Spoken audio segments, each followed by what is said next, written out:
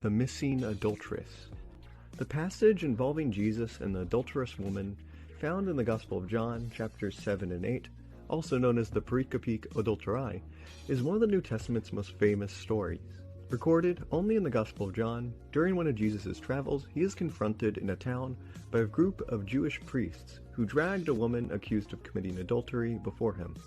These priests demanded to know if Jesus agreed with the punishment for such a crime, as commanded by Moses, stoning the young woman to death. It was a clever trap.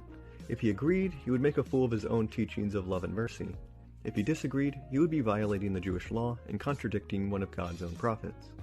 We are told that Jesus calmly and collectively responds to the priests by writing something unknown in the dirt and proclaiming the now famous phrase, "He that is without sin among you, let him cast the first stone at her." The priests and the crowd, upon hearing this, quietly leave, seemingly recognizing they are equally as sinful. Jesus and the accused woman are left alone. The Nazarene tells her, "I do not condemn you. Go and sin no more." To many, this is one of Jesus' most memorable teachings, and it's a dang good passage and message about mercy and forgiveness.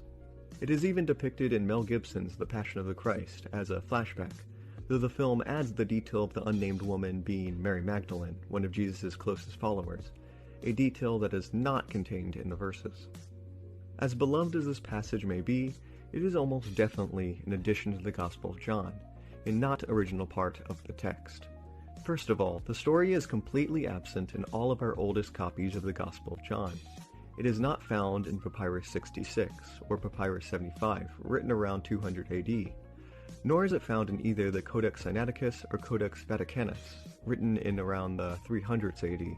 All of these copies of John skip over the account, seemingly flowing directly from the verses prior into the ones that occur after in our modern Bibles.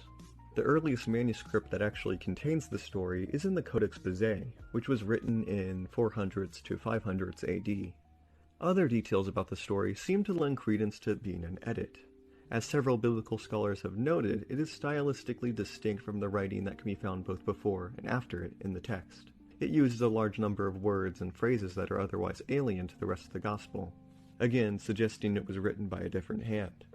All the evidence points to this passage being an addition to the original Gospel of John, and very few biblical scholars these days will argue in favor of the passage being authentic. In truth, it appears like it was inserted into the Gospel by a scribe or group of scribes centuries after it was written.